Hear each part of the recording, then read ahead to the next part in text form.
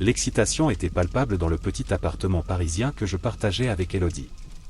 Nous étions entourés de cartes, de listes de contrôle et d'une pléthore de matériel que nous devions organiser pour le week-end à venir. L'idée de m'aventurer dans un campement isolé dans les forêts de Chambord était la mienne, mais Elodie a embrassé le projet avec le même enthousiasme. Nous avions besoin d'une pause dans la routine fatigante et le rythme frénétique de la ville. Et il n'y avait pas de meilleure compagnie pour cette escapade que nos amis de longue date, Luc, Antoine et Chloé. « Camille, tu crois qu'on a tout ?» demanda Elodie en pliant une tente nouvellement achetée. J'ai regardé autour de moi, essayant de cocher mentalement chaque élément de notre liste. Je pense que oui. Luc et Antoine étaient responsables du matériel de camping plus lourd, et Chloé a dit qu'elle apporterait les provisions de nourriture. Nous sommes bien préparés. Elodie sourit, satisfaite. Elle a toujours été la plus organisée du groupe et l'avoir détendue m'a donné un sentiment de sécurité. Alors que nous finissions de préparer nos sacs à dos, la sonnette a sonné et nous avons couru pour y répondre. Luc était là, avec son sourire habituel, suivi de près par Antoine et Chloé, qui portaient des sacs remplis de courses. « Prêt pour l'aventure ?» a demandé Luc en haussant un sourcil théâtralement. « Plus que prêt. » J'ai répondu en riant. « Allons-y avant de changer d'avis. » Le voyage jusqu'à Chambord fut paisible, rempli de conversations animées et de rires. Le paysage a progressivement changé, passant de routes très fréquentées à des sentiers plus étroits entourés d'arbres denses. Lorsque nous sommes finalement arrivés au point de départ, l'air frais de la forêt nous a enveloppés et le sentiment de liberté était enivrant. Nous avons trouvé un endroit parfait pour installer notre campement, à côté d'un lac serein, dont la surface reflétait le ciel comme un miroir. La forêt environnante semblait épaisse et mystérieuse, mais à ce moment-là, tout ce que nous ressentions était de l'excitation. « Cet endroit est parfait !» s'est exclamé Chloé en aidant à décharger les sacs à dos. Antoine, toujours pragmatique, commença à monter la plus grande tente au centre de notre petit camp. « Il va nous falloir un bon feu la nuit. Est-ce que ça dérange quelqu'un d'avoir du bois de chauffage ? » « Je peux le faire », ai-je proposé en attrapant un petit sac à dos pour transporter le bois de chauffage. Elodie m'a rejoint, et ensemble nous nous sommes aventurés aux lisières de la forêt. Pendant que nous marchions, Elodie regardait autour d'elle avec admiration. « Tu ressens ça, Camille ? Cet endroit a une énergie différente. »« Oui, c'est presque comme s'il était vivant, n'est-ce pas ?» répondis-je en ressentant un léger frisson dans le dos. Mais c'est exactement ce que nous recherchions, un lien avec la nature. Nous sommes revenus avec le bois de chauffage et avons aidé à allumer le feu. La nuit tomba rapidement et le ciel étoilé semblait plus brillant et plus proche que nous ne l'avions jamais vu. Assis autour du feu de camp, nous avons partagé histoire et souvenirs, l'atmosphère de camaraderie réchauffant nos cœurs autant que le feu. « Vous savez, ces moments sont rares, » dit Luc en regardant le feu avec une expression pensive. « Nous devrions faire ça plus souvent. » Voyons d'abord comment se passe ce week-end, a plaisanté Antoine, faisant rire tout le monde. Plus tard, lorsque nous nous sommes finalement retirés pour nous coucher, j'ai senti un sentiment de paix m'envahir. La tente était chaude et confortable, et le bruit du vent dans les arbres ressemblait presque à une berceuse.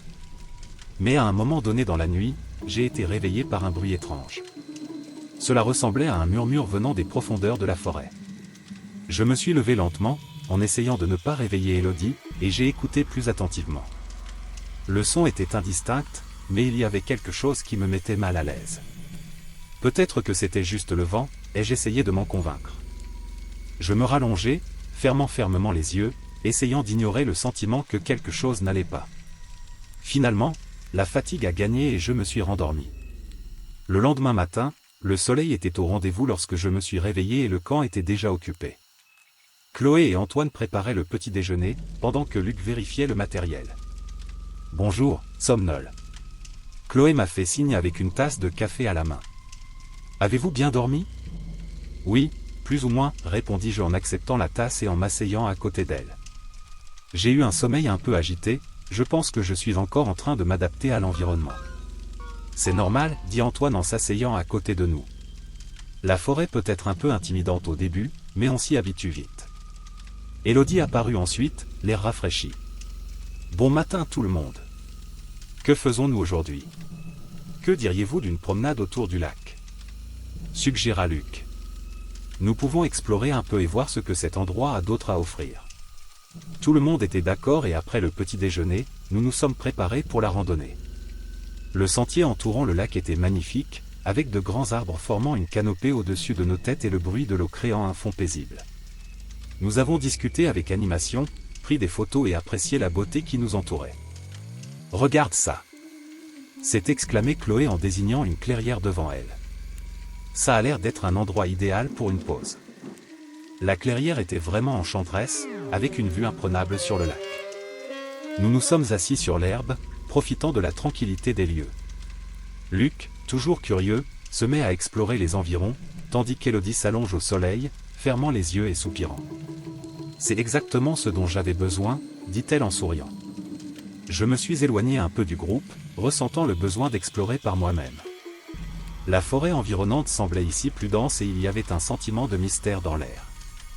En marchant, j'ai remarqué quelque chose d'étrange au sol, une série d'empreintes de pas qui ne semblaient appartenir à aucun d'entre nous. Ils étaient grands et marqués, comme si quelque chose de lourd était passé par là.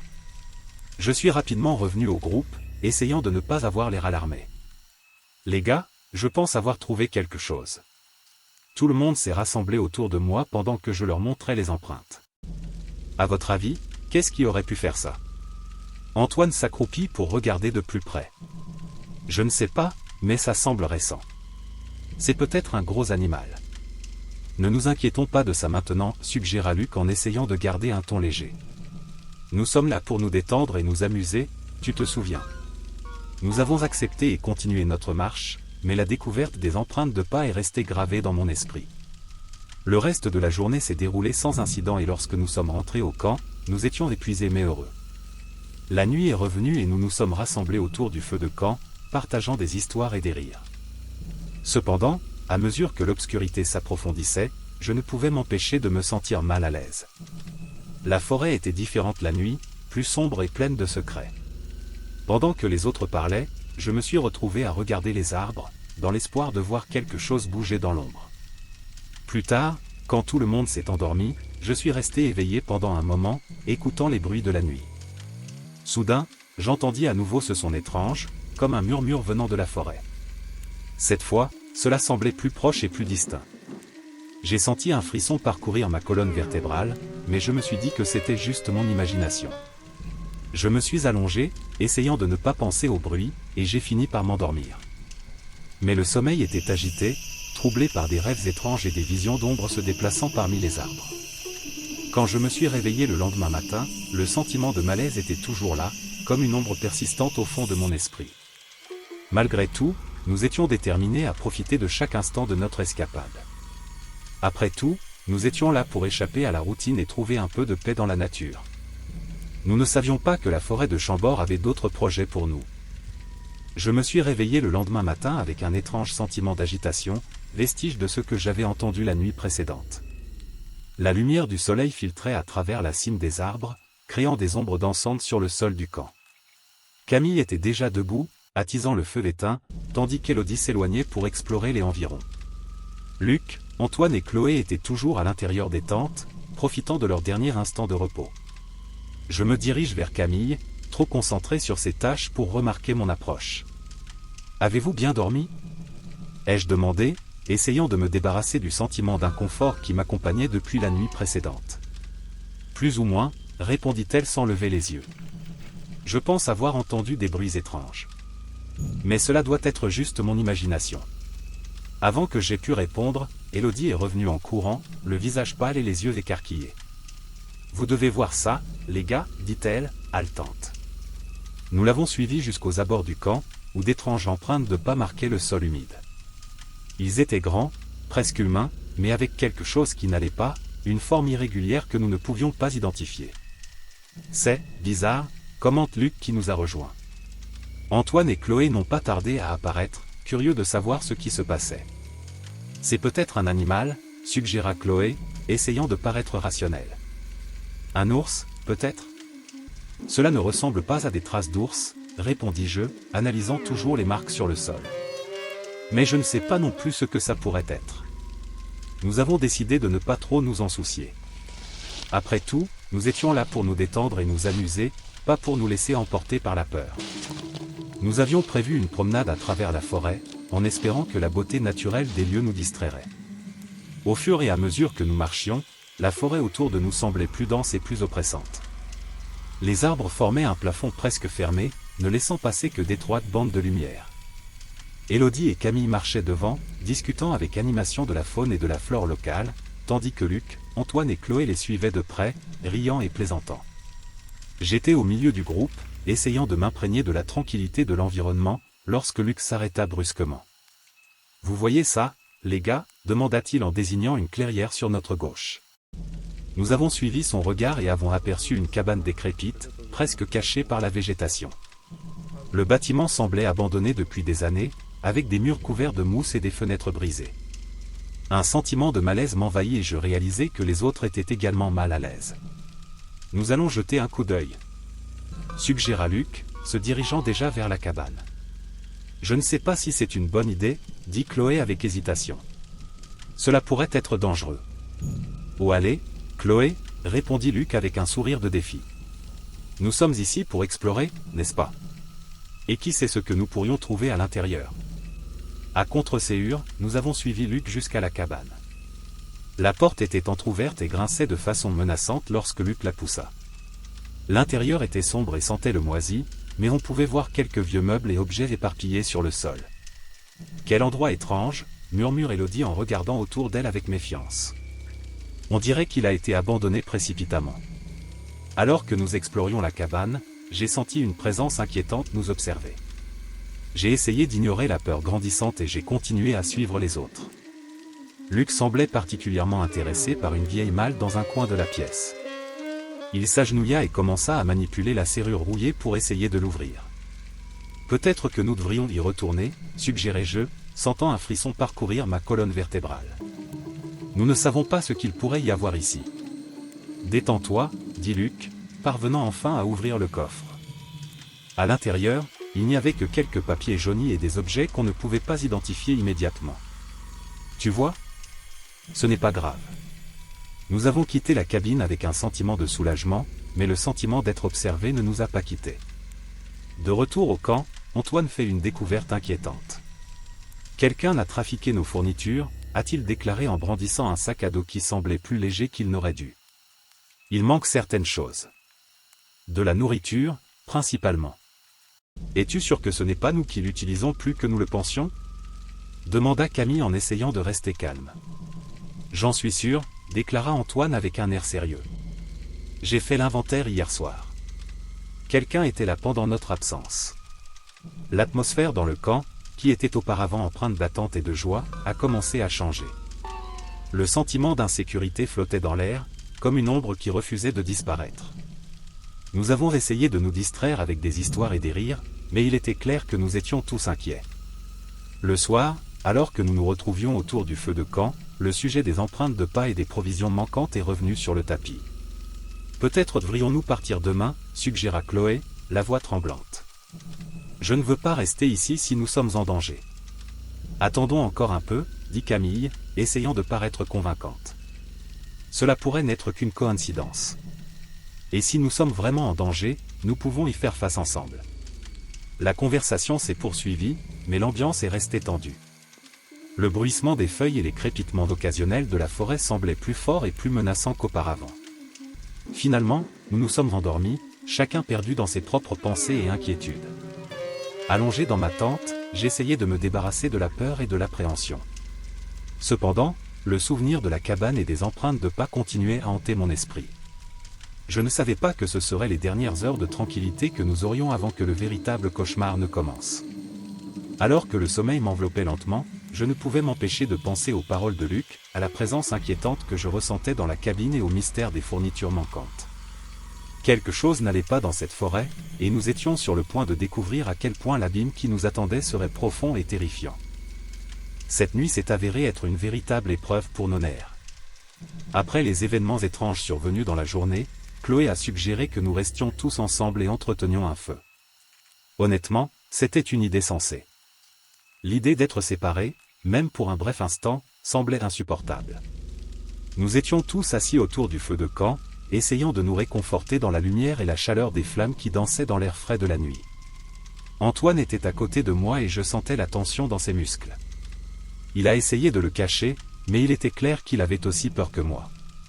Nous allons garder le feu allumé toute la nuit, a déclaré Chloé, la voix ferme mais avec une trace de peur qu'elle ne parvenait pas à cacher. De cette façon, nous aurons au moins une certaine visibilité si quelque chose ou quelqu'un essaie de se rapprocher. Nous nous sommes mis d'accord en silence, échangeant des regards inquiets. Luc était plus loin, scrutant l'obscurité avec des yeux plissés, comme s'il s'attendait à ce que quelque chose surgisse à tout moment. Élodie était à côté de moi, et je voyais qu'elle tenait à peine la lampe de poche, ses mains tremblaient légèrement. « Il faut qu'on se calme, » dit Antoine, essayant de paraître rationnel. « Peut-être que ce ne sont que des animaux. Il n'y a pas lieu de paniquer. Les animaux ne laissent pas des empreintes comme celle-là, » répondit Luc d'une voix basse mais pleine de tension. « Et ils ne volent certainement pas de fournitures. » Un sentiment de malaise grandissant s'installe dans notre groupe. Le feu crépitait et les ombres qu'il projetait sur les arbres environnants semblaient bouger étrangement. C'était comme si la forêt elle-même était vivante et nous observait. Les heures passèrent et la fatigue commença à nous envahir. Camille, cependant, insistait pour rester éveillée, les yeux fixés sur l'obscurité au-delà du feu. C'est alors, au milieu de la nuit, qu'Antoine et moi avons aperçu les ombres. Ils se déplaçaient parmi les arbres, rapidement et furtivement.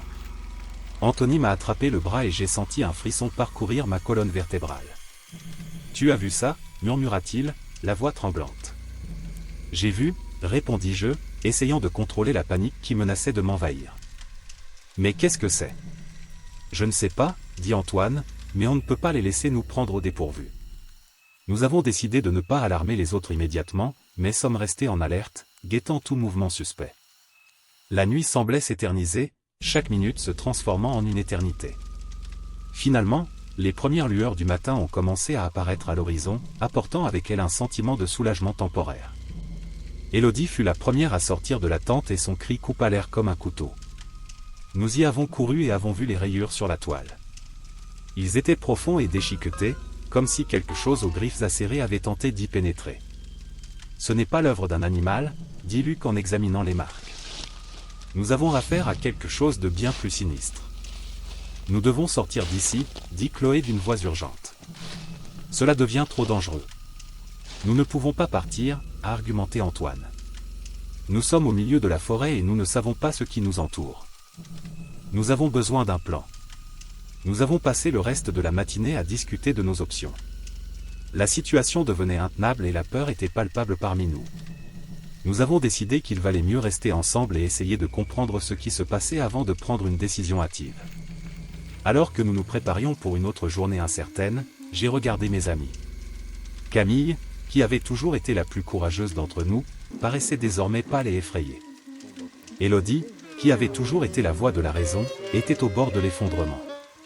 Luc et Antoine, qui avaient toujours été les plus pratiques, étaient visiblement inquiets et ne savaient pas quoi faire.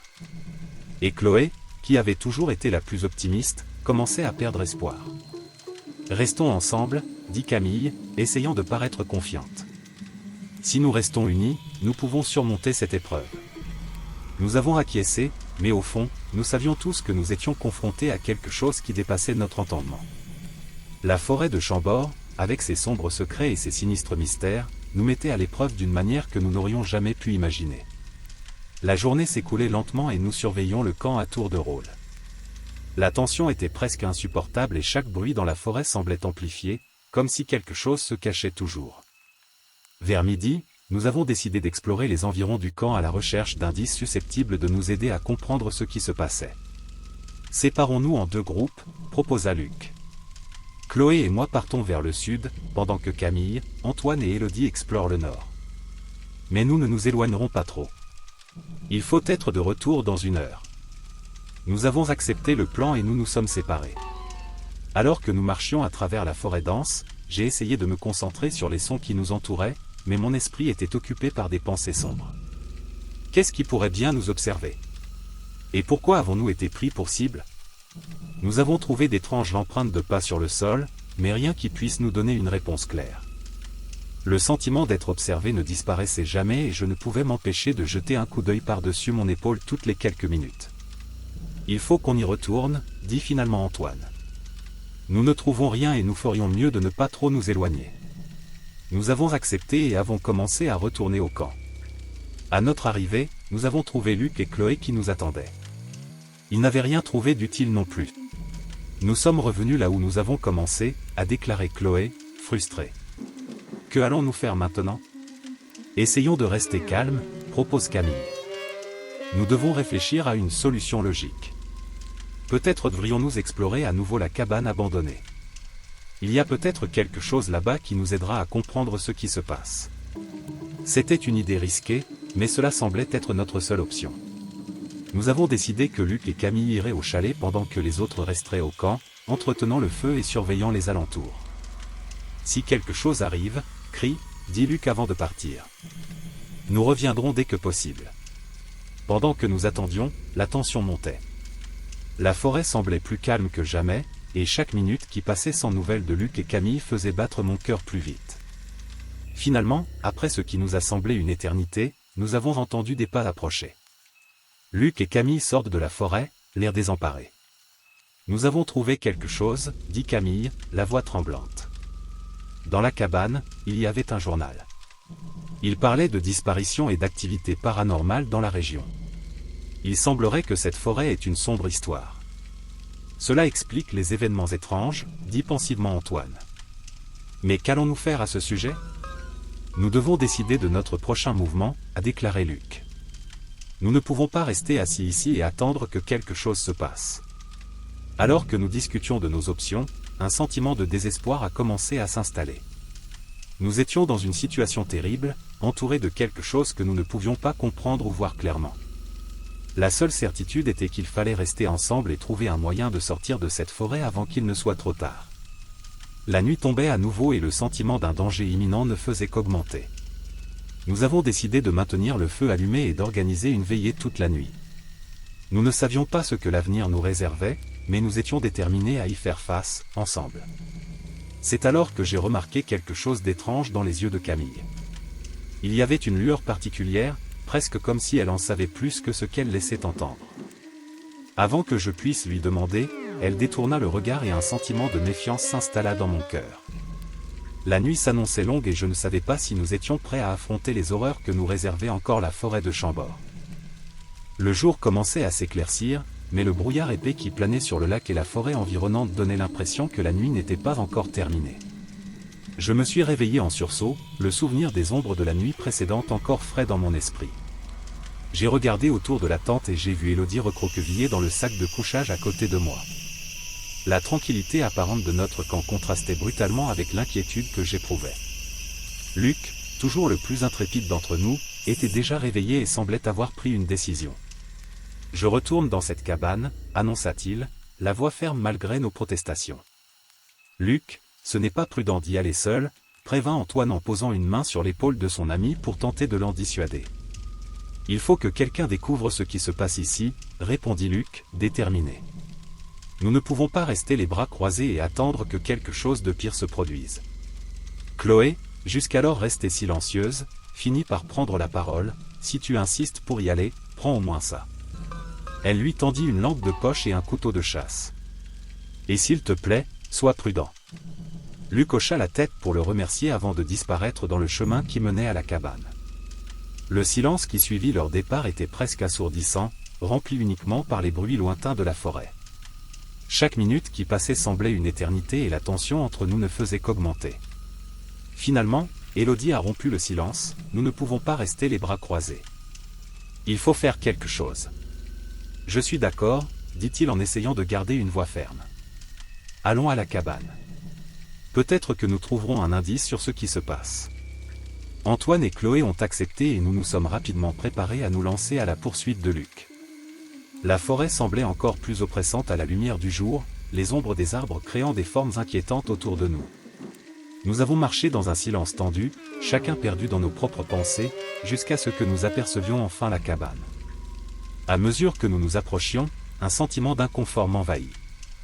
La structure en bois avait l'air encore plus décadente que la première fois que nous l'avons vue. La porte était entr'ouverte et grinçait de façon menaçante sous le vent. « Luc ?» J'ai appelé, la voix résonnant dans le vide. Il n'y a eu aucune réponse. Nous sommes entrés prudemment, la lampe de poche de Chloé éclairant l'intérieur sombre. La cabane était vide, mais quelque chose a attiré mon attention, un vieux journal poussiéreux sur une table. J'ai pris le livre avec précaution et j'ai commencé à le feuilleter, tandis qu'Élodie regardait par-dessus mon épaule. Les pages étaient remplies de notes confuses et de dessins troublants. « Regarde ça », dit Élodie en désignant une entrée précise.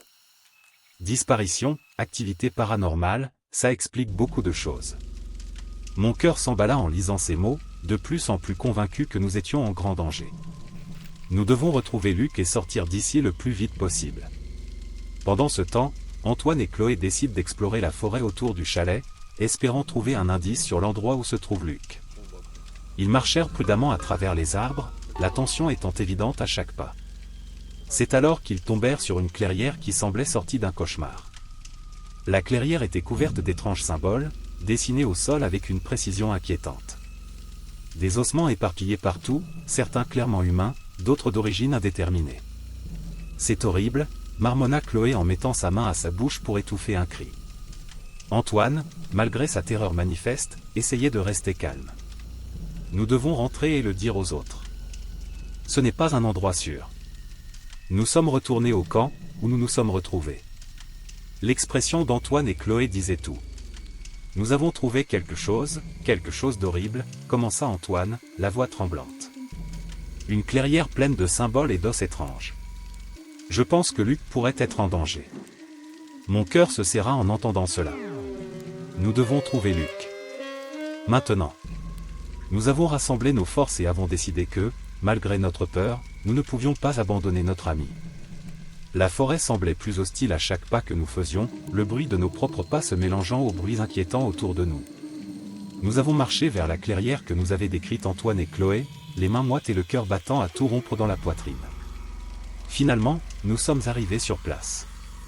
La vue était encore plus terrifiante que je ne l'avais imaginé. Les symboles au sol semblaient vibrer d'une énergie maléfique et les ossements éparpillés nous rappelaient la gravité de la situation. « Luc !» j'ai crié, la voix résonnant dans la clairière. « Luc, où es-tu » Le silence qui suivit fut rompu seulement par le bruit lointain d'un claquement de brindilles. « Il faut faire vite » dit Antoine d'une voix urgente. « Nous ne savons pas de combien de temps nous disposons. » Alors que nous enquêtions sur la clairière, un sentiment de désespoir m'envahit. Et si on ne trouvait pas Luc? Et si quelque chose de terrible lui était déjà arrivé? Mais ensuite, quelque chose a attiré mon attention, une petite traînée d'empreintes de pas, partiellement cachée par la végétation. Ici, m'exclamai-je en désignant les marques sur le sol. Peut-être qu'il est passé par là. Nous avons suivi le sentier avec précaution, chaque pas nous enfonçant plus profondément dans la forêt. La végétation est devenue plus dense et le sentiment d'être observé ne nous a jamais quittés. Finalement, nous arrivons à une petite grotte cachée parmi les rochers. « Luc » ai-je encore appelé, ma voix résonnant dans l'obscurité de la grotte. À notre grand soulagement et avec horreur, une silhouette émergea de l'ombre. C'était Luc, mais il était méconnaissable. Son visage était pâle, ses yeux écarquillés de terreur. « Vous devez sortir d'ici, les gars » murmura-t-il d'une voix faible. « Maintenant. » J'ai couru vers lui pour l'aider à se relever. Que s'est-il passé? Nous sommes là pour vous aider. Luc secoua la tête, les yeux pleins de désespoir. C'est trop tard. Ils arrivent. Avant que nous puissions demander qui il était, un son horrible résonna dans la forêt, comme un cri d'un autre monde. Courez, a crié Luc, et sans hésitation, nous avons commencé à courir, la peur nous poussant en avant. De retour au camp, nous avons rassemblé nos affaires aussi vite que possible. Nous devons sortir d'ici maintenant, dit Antoine, d'une voix ferme malgré sa panique évidente. Tandis que nous courions à travers la forêt, le sentiment d'être suivis ne nous quittait jamais. J'ai regardé en arrière plusieurs fois, mais je n'ai vu que des ombres se déplaçant entre les arbres. Enfin, nous avons vu la route qui ramenait à la ville. On y est presque, dit Chloé, la voix essoufflée. Mais avant que nous puissions atteindre la route, quelque chose de terrible s'est produit. La silhouette sombre qui nous suivait finit par se révéler, et Camille trébucha, tombant au sol avec un cri de douleur. « Mon pied » a-t-elle crié en se tenant la cheville. « Je ne peux pas continuer. » Élodie, sans hésiter, s'agenouilla à côté de Camille. « Je ne te laisse pas ici, » dit-il d'une voix ferme. « Antoine, Chloé, allez chercher de l'aide. On va rester ici. » Antoine et Chloé hésitent un instant, mais ils savent qu'il n'y a pas de temps à perdre. Nous reviendrons au plus vite, a promis Antoine avant de courir sur la route avec Chloé à ses côtés. Pendant que nous attendions, le sentiment de terreur grandissait à chaque seconde. Tout ira bien, dit Elodie en essayant de me réconforter. Ils reviendront avec de l'aide. Mais je ne pouvais pas me débarrasser du sentiment que quelque chose de terrible était sur le point de se produire. La forêt, qui auparavant semblait seulement sombre, semblait maintenant vivante avec une présence maléfique qui nous entourait. Et au fond de mon cœur, je savais que nos cauchemars étaient loin d'être terminés. Quand j'ai réalisé que nous étions suivis, un frisson m'a parcouru le dos. C'était comme si une ombre se cachait toujours, méchante et patiente. Nous 5, épuisés et désespérés, avons essayé de retrouver le chemin du retour vers la ville, mais la forêt semblait conspirer contre nous. La végétation dense et les troncs tordus se resserraient autour de nous, transformant chaque pas en une lutte constante. La peur s'enracinait plus profondément dans nos cœurs à chaque minute qui passait. « Il faut continuer, dit Antoine avec un ton d'urgence dans la voix. Nous ne pouvons pas nous arrêter maintenant. Je savais qu'il avait raison, mais mes forces disparaissaient rapidement. La douleur dans ma jambe blessée était insupportable. J'ai essayé de cacher à quel point j'étais blessé, mais Elodie l'a remarqué. Elle a toujours été la plus perspicace du groupe. « Camille, laisse-moi voir ça », dit-elle en s'agenouillant à côté de moi et en examinant la profonde entaille sur ma jambe. Nous ne pouvons pas simplement l'ignorer. Il faut le traiter. Nous n'avons pas le temps pour ça. S'est exclamé Chloé en regardant nerveusement l'obscurité entre les arbres. Il se rapproche. Je sens ça. Je voulais continuer, mais ma vision a commencé à se brouiller et la douleur s'est intensifiée. Je tombais à genoux, incapable de faire un pas de plus. Antoine et Chloé échangèrent un regard désespéré, ils savaient que nous étions dans une situation critique. Antoine, toi et Chloé devez aller chercher de l'aide, dit fermement Elodie. Je vais rester avec Camille. Nous ne pouvons pas la laisser seule ici. Mais, Antoine commença à protester, mais fut interrompu par Elodie. Nous n'avons pas le choix. Elle a insisté. Allez-y maintenant. Apportez de l'aide le plus rapidement possible. Nous serons bien. Antoine avait l'air déchiré, mais il savait qu'Elodie avait raison. Lui et Chloé se mirent à courir à travers la forêt, disparaissant dans l'ombre. Je suis resté là, allongé par terre, pendant qu'Elodie essayait d'improviser un pansement avec le peu de moyens dont nous disposions. La douleur était atroce, mais je savais que je ne pouvais pas abandonner. Nous devions survivre. Le temps semblait s'écouler pendant que nous attendions. Le silence de la forêt n'était rompu que par le bruit lointain des pas d'Antoine et Chloé, bientôt perdus dans l'obscurité. Je pouvais sentir la présence inquiétante autour de nous, comme si quelque chose ou quelqu'un nous observait. Elodie, ai-je commencé, la voix tremblante de peur. Et s'ils ne reviennent pas dans le temps? Et si? Ne pense pas comme ça, Camille m'interrompit-elle en me tenant fermement la main. Ils y arriveront. Nous devons le croire. Je voulais y croire, mais la peur était écrasante. La forêt semblait avoir sa propre vie, une entité malveillante qui se nourrissait de notre peur. Je fermais les yeux, essayant de bloquer les pensées sombres qui envahissaient mon esprit. Soudain, nous avons entendu un bruit étrange, comme un bruissement de feuilles et des branches cassées. Elodie se leva, essayant de voir ce qui se passait. « Qui est là » appela-t-elle, sa voix résonnant dans l'obscurité. Il n'y eut aucune réponse, juste le silence oppressant de la forêt. La panique a recommencé à s'installer en moi. Et si c'était l'ombre qui nous suivait? Et si c'était quelque chose de pire? Avant que je puisse penser à autre chose, une silhouette apparut entre les arbres. C'était un homme, d'apparence âgée et aux vêtements usés. Il s'approcha lentement, ses yeux brillant d'une sagesse ancienne. « Qui es-tu » demanda Elodie, la voix tremblante. « Je m'appelle Henri » répondit-il avec un fort accent français. « Je connais les secrets de cette forêt. Je sais à quoi tu fais face. Pouvez-vous nous aider » ai-je demandé, ma voix à peine au-dessus d'un murmure. Henri hocha la tête, les yeux fixés sur les miens. « Oui, je peux aider. Mais nous devons agir rapidement. L'entité qui habite cette forêt est puissante et se renforce à chaque instant. Nous devons arrêter le rituel qui la maintient en vie. » Pendant qu'Henri parlait, j'ai ressenti un élan d'espoir. Peut-être y avait-il une chance d'échapper à cette situation terrifiante. Mais il fallait d'abord retrouver Antoine et Chloé. J'ai expliqué à Henri ce qui s'était passé et il a accepté de nous aider à retrouver nos amis. Avec l'aide d'Henri, nous avons parcouru la forêt en suivant le sentier laissé par Antoine et Chloé. Chaque pas semblait nous plonger plus profondément dans le cœur sombre de la forêt. Le silence était presque palpable, comme si la nature elle-même attendait le dénouement de cette histoire macabre. Finalement, nous apercevons une faible lumière au loin. C'était Antoine et Chloé, qui avaient trouvé une petite clairière où ils avaient fait un feu improvisé. Lorsqu'ils nous ont aperçus, ils ont couru vers nous, soulagés de nous retrouver. « Dieu merci, tu vas bien !» s'est exclamé Chloé en serrant Élodie dans ses bras puis en m'aidant à m'asseoir près du feu. Antoine regardait Henri avec curiosité et méfiance. « Qui est-il » ? « Il s'appelle Henri, expliquai-je. Il connaît les secrets de la forêt. Il a dit qu'il pouvait nous aider à arrêter le rituel. » Henri hocha la tête et commença à expliquer ce que nous devions faire. Il parla d'un ancien rituel qui avait été pratiqué il y a des siècles, un sombre pacte qui maintenait l'entité emprisonnée dans la forêt.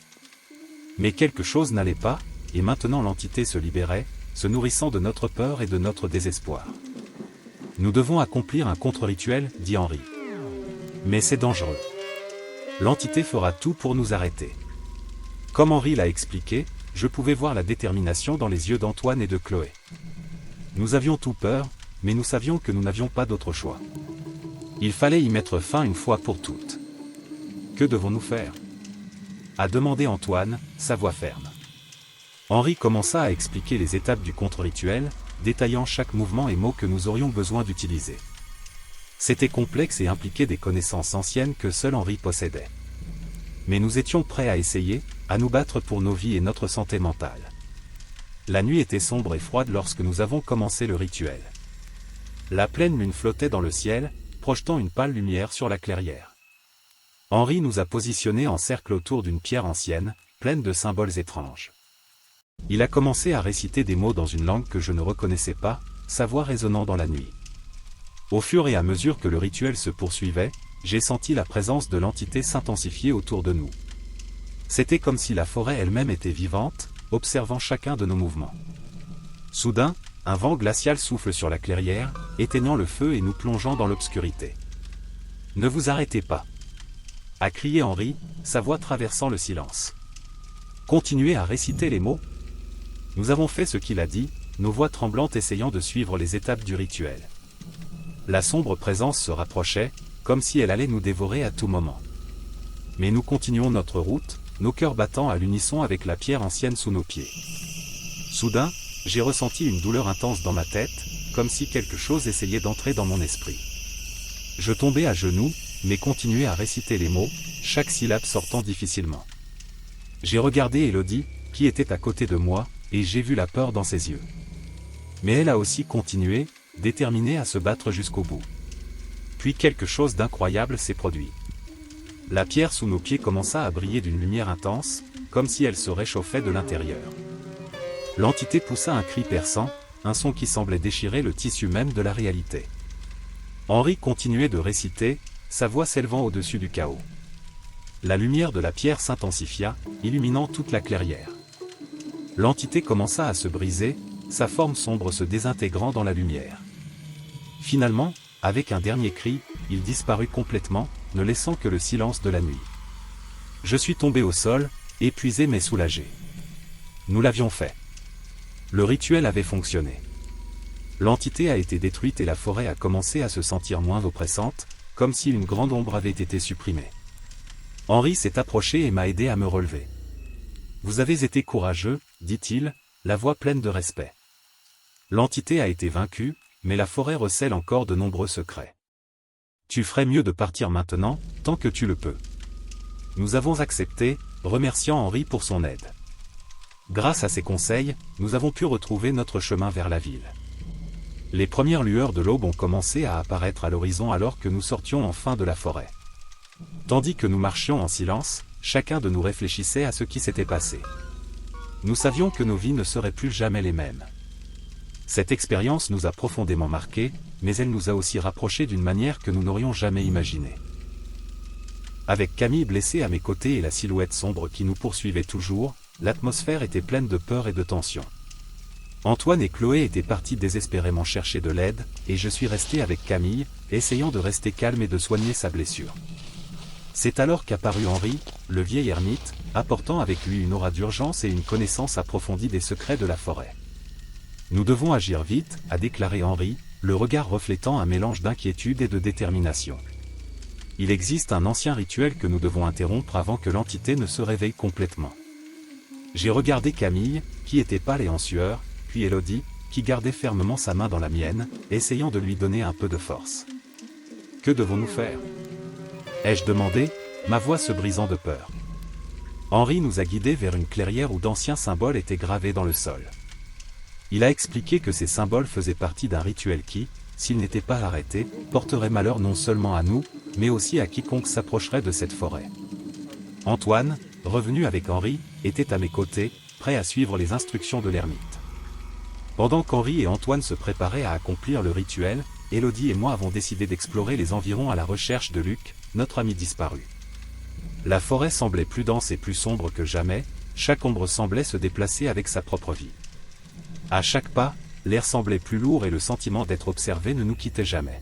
« Tu penses qu'il va bien » demanda Élodie, la voix tremblante. « Je l'espère, » répondis-je, essayant de garder espoir. « Nous devons le retrouver, nous ne pouvons pas le laisser ici. » Nos efforts ont été récompensés lorsque nous avons découvert une grotte cachée parmi les arbres denses. À l'intérieur, on retrouve Luc, vivant, mais extrêmement traumatisé. Ses yeux étaient écarquillés de peur et il pouvait à peine parler. « Luc, nous sommes là, tu es en sécurité maintenant, » dit Élodie pour tenter de le calmer. Il marmonnait des mots décousus sur les ombres et les voix, sur une présence qui le suivait sans relâche. Nous avons décidé de le ramener dans la clairière où se trouvaient Henri et Antoine, pensant que la présence de ses amis pourrait l'aider à se rétablir. Arrivés à la clairière, nous apercevons Henri et Antoine en plein rituel. L'atmosphère était chargée d'énergie et les symboles au sol brillaient d'une lumière menaçante. Camille, qui était allongée sur le côté, se mit à bouger, les yeux s'ouvrant lentement. « Camille, ça va ?» ai-je demandé en m'agenouillant à côté de lui. Mais quelque chose dans son regard me glaça jusqu'aux os. Elle sourit, un sourire qui n'était pas le sien, un sourire qui semblait venir d'un endroit bien plus sombre. « Vous pensiez vraiment que vous pourriez vous échapper ?» Sa voix avait un ton étrange, presque surnaturel. « De quoi tu parles, Camille ?» demanda Antoine, arrêtant un instant le rituel. « Je suis le véritable instigateur de ces événements, » a-t-elle déclaré en se levant avec une aisance qui semblait impossible pour une personne aussi blessée. J'ai conclu un pacte avec l'entité pour obtenir le pouvoir, mais j'ai été trahi. Henri la regardait avec un mélange de compréhension et d'horreur. Tu ne sais pas ce que tu as fait, Camille. Le pouvoir que tu recherchais dépasse l'entendement humain. Mais avant que nous puissions réagir, l'entité s'est manifestée. Une ombre gigantesque émergea de la forêt, enveloppant Camille. Elle cria, un son terrible qui résonna dans toute la clairière, puis l'ombre la consuma, ne laissant qu'un silence assourdissant. Nous nous sommes tous figés, essayant de comprendre ce qui venait de se passer. L'entité, désormais sans lien avec Camille, semblait fragilisée. Henri prit le moment de terminer le rituel, scellant les symboles et bannissant la présence maléfique à sa place. Quand tout fut fini, la clairière était redevenue paisible. Nous nous sommes embrassés, ressentant un mélange de soulagement et de tristesse. Camille était perdue, mais Luc était avec nous et le danger immédiat semblait passer. Henri nous a guidés vers le sentier menant à la ville, sa connaissance de la forêt garantissant que nous ne nous perdrions plus. Pendant que nous marchions, il nous en a appris davantage sur l'histoire de l'entité et les rituels qui la maintenaient en sommeil. Ces forêts sont anciennes et regorgent de secrets, a-t-il déclaré. Vous avez eu de la chance de survivre.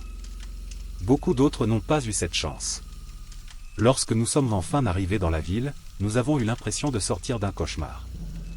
Les lumières de la maison semblaient plus brillantes que jamais et le bruit des gens qui allaient et venaient était réconfortant. Nous avons dit au revoir à Henri avec gratitude, sachant que sans lui, notre sort aurait été bien différent. Rentrons à la maison, dit Élodie en me tenant la main. Nous devons nous reposer et essayer de comprendre tout ce qui s'est passé. En reprenant notre vie normale, nous savions que nous ne serions plus jamais les mêmes. L'expérience dans la forêt de Chambord nous a profondément marqués et les sombres secrets que nous avons découverts resteront à jamais gravés dans nos mémoires. mais au moins nous étions ensemble, et c'était la seule chose qui comptait à ce moment-là. Dans les jours qui ont suivi, nous avons tenté de revenir à la normale, mais les souvenirs de la forêt ont continué à nous hanter. Luc, surtout, a eu du mal à s'adapter, ses yeux portant toujours une trace de la terreur qu'il ressentait. Nous avons fait de notre mieux pour le soutenir et, au fil du temps, il a commencé à se rétablir, même si la peur n'a jamais complètement disparu. Quant à moi, je n'ai jamais oublié l'étrange sourire de Camille, ni le son de sa voix lorsqu'elle révélait son sombre pacte. Je me demandais constamment ce qui l'avait poussée à rechercher un tel pouvoir et ce qu'elle espérait en tirer. Mais ces questions resteront sans réponse, enfouies avec les secrets de la forêt de Chambord. De temps en temps, nous nous réunissions pour parler de ce qui s'était passé, essayant de donner un sens à ces événements terrifiants. Henri est devenu un ami et un conseiller, toujours prêt à partager ses connaissances sur le surnaturel et à nous aider à mieux comprendre à quoi nous sommes confrontés. « Vous êtes plus fort que vous ne le pensez », nous a-t-il dit un jour. Vous avez survécu à quelque chose que peu de gens pourraient faire. Utilisez cette force pour aider les autres, pour protéger ceux qui ne connaissent pas les dangers qui existent. Suivant ces conseils, nous avons commencé à nous impliquer davantage dans les activités communautaires, partageant nos expériences de manière à pouvoir être utiles aux autres. Nous voulions nous assurer que personne d'autre ne subirait ce que nous avons vécu, que personne d'autre ne serait attiré par les sombres secrets de la forêt. La vie continue et peu à peu, la routine quotidienne commence à supplanter les souvenirs de la forêt. Mais quelque part au plus profond de nous, nous savions que nous ne serions jamais complètement libérés de ces événements.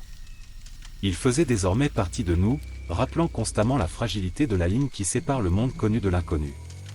Et ainsi, tandis que la forêt de Chambord restait silencieuse, ses secrets à nouveau enfouis, nous avons avancé, plus forts et plus unis, déterminés à vivre nos vies avec un nouveau but et une nouvelle compréhension des forces qui façonnent notre monde.